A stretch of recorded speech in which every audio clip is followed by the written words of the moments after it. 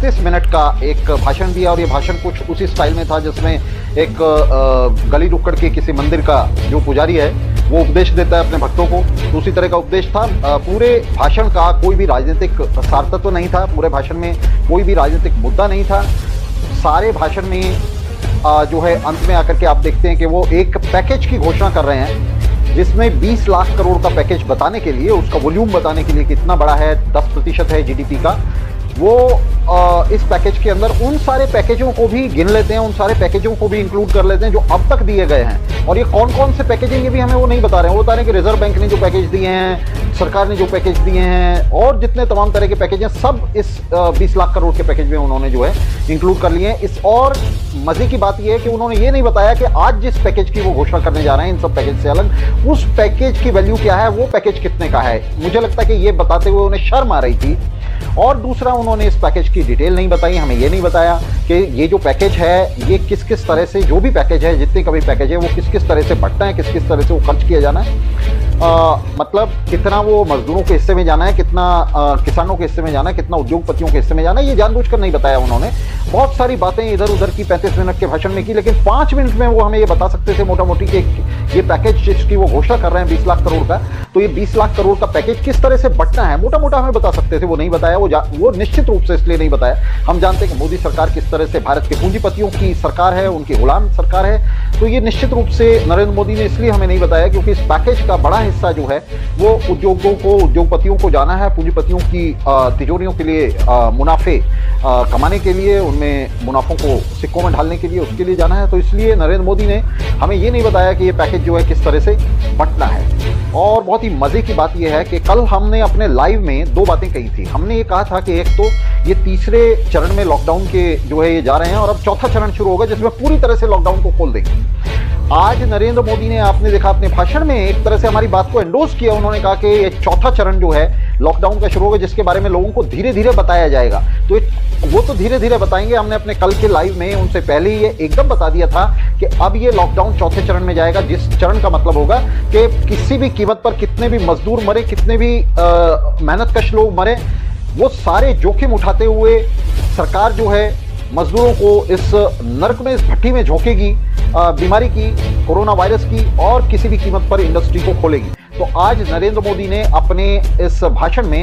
बार बार इस बात पर जोर दिया कि ये 2-3 बार उन्होंने दोहराया कि चौथा चरण जो है इसका वो आ गया है,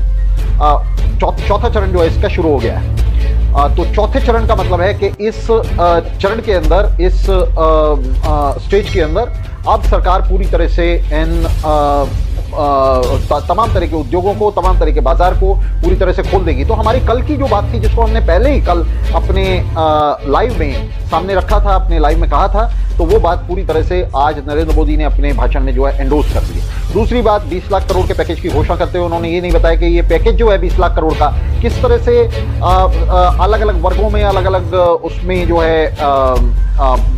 पूरा अर्थव्यवस्था के अंदर, उसके सेक्टर्स में किस तरह से बटेगा। तो ये जानबूझकर इसलिए नहीं बताया, बताने में उन्हें असल में शर्म आ रही थी। एक तो पैकेज का वॉल्यूम बताने में शर्म आ रही थी, दूसरा उन्हें ये बताने में शर्म आ रही थी कि किस तरह से बटेगा। और उन्होंने ये कहा कि ये कल के बाद चरणों में सरकार जो है आपको बताएगी। तो चरणों में इस तरह से बताएगी सरकार के, सबसे पहले ये जो ऊंट के मुंह में जीरे की तरह वो मजदूरों और मेहनतकशों के लिए जो थोड़ी बहुत व्यवस्था करेगी, सबसे पहले उसको बताना शुरू करेगी, 2-4 दिन उसको बताएगी, और उसके बाद फिर असली बात पर आएगी कि इस पैकेज का जो बड़ा हिस्सा है वो किस तरह से उद्योगपतियों के लिए, बैंकों के लिए, एयरलाइंस के लिए और तमाम इन उद्योगों के लिए जो है उसने रिजर्व किया। तो ये निश्चित है कि प्रधानमंत्री जो शर्मा रहे थे बताने में, इसके पीछे जो उद्देश्य है, इसके पीछे जो कहानी है, वो निश्चित रूप से ये है कि ये शर्म इसलिए आ रही थी कि ये पैकेज जो वो देने जा रहे हैं लोगों को,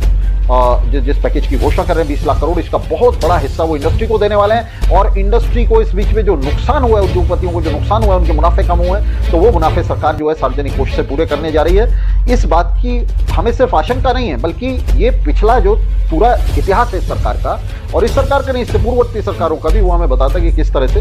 ये सरकारें सिर्फ उद्योगपतियों की, बड़े पूंजीपतियों की, बड़े निवेशकों की, बड़े बिजनेसेस की, उनकी संकट मोचक हैं, जो संकट के समय में उनकी मदद के लिए जो है सामने आती हैं और सार्वजनिक कोष को जो है उनकी मदद के लिए लुटाती हैं। ये सरकार वही करने जा रही है। अगर इसे ये नहीं करना होता तो ये आज जो है घोषणा करते बताते हमें कि किस तरह से ये पैकेज जो है ये विभाजित है, किस तरह से मजदूरों और किसानों में जाएगा, किस तरह से में जाएगा। तो इसमें बाकी की भी जो अब तक पैकेजेस थे वो सारे इन्होंने इंक्लूड कर लिए, सिर्फ करके इन्होंने बड़ा वॉल्यूम आपको बताया 20 लाख करोड़। तो ये नहीं सोचे जो मजदूर और मेहनत कश लोग हैं वो ये नहीं सोचे कि इस पैकेज में जो है उनको कुछ बहुत बड़ा मिलने जा रहा है। पहली बात तो ये। दूसरी बात, नरेंद्र मोदी ने ये जो भाषण है आपने देखा किस तरह से, आज मैं पहली बार देख रहा था कि पूरे तेवर बदले हुए थे, किस तरह से हताशा और निराशा के बीच ये भाषण शुरू किया कि बहुत बड़ी बीमारी है, दुनिया एक संकट में आ गई है, पूरी मानवता पे संकट आ गया है। और इस सारे संकट की बात करते हुए उन्होंने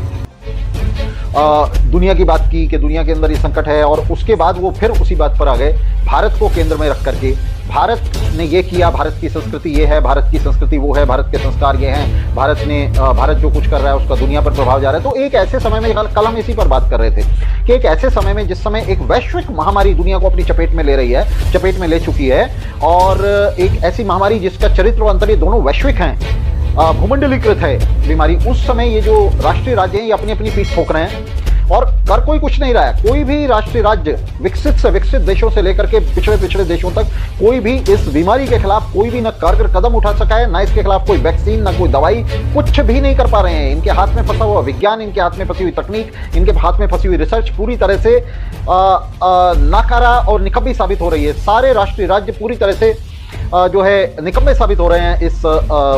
नाकारा साबित हो रहे हैं इस संकट के दौर में। और इस सब के बीच में ये सरकारें बस लफाजी कर रही हैं। इनके जो नेता हैं, मोदी जैसे नेता हैं, आप देख रहे हैं अमेरिका में ट्रंप यही कर रहा है, लोगों को कह रहा है डिसइंफेक्टेंट के इंजेक्शन लगा लो, अल्ट्रावायलेट अपने अंदर जो है लाइट्स लगा लो बॉडी में। और इसी तरह से आपने देखा नरेंद्र मोदी, भारत की संस्कृति ये है, भारत की संस्कृति वो है, बेहुदा और लफाजी की बात है। सारी ऐसी लफाजी नरेंद्र मोदी के भाषण में भरी थी, जिस तरह की लफाजी मैंने कहा कि मंदिरों में जो है गली नुक्कड़ के मंदिरों में पुजारी करते हैं जो है, तो उस तरह की लफाजी, उस तरह के उपदेश नरेंद्र मोदी दे रहे थे, जिसके अंदर कोरोना वायरस से लड़ने के लिए क्या करना है उसका कोई जिक्र नहीं था। तो एक तो ये जो हमने कल बहुत ही महत्वपूर्ण बात कही थी अपने लाइव में, हमने कहा था कि एक ऐसे समय में जिस समय ये वैश्विक महामारी दुनिया को अपनी चपेट में ले रहे, उस समय राष्ट्रीय राज्य इसके खिलाफ एक नेशनल रिस्पॉन्स दे रहे हैं, एक राष्ट्रीय उत्तर, राष्ट्रीय आधार पर इसका उत्तर देने की कोशिश कर रहे हैं। तो आप देखिए किस तरह से इन लोगों के दिमाग में, नेताओं के दिमाग में, जो विश्व पूंजीवाद के नेता हैं ये,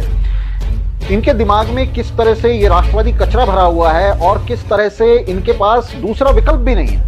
ये लोग, ये तमाम जो बूर्जुआ नेता हैं, पूंजीवादी नेता हैं, ये इसके खिलाफ, एक अंतर्राष्ट्रीय संकट के खिलाफ, एक वैश्विक संकट के खिलाफ किसी भी तरह से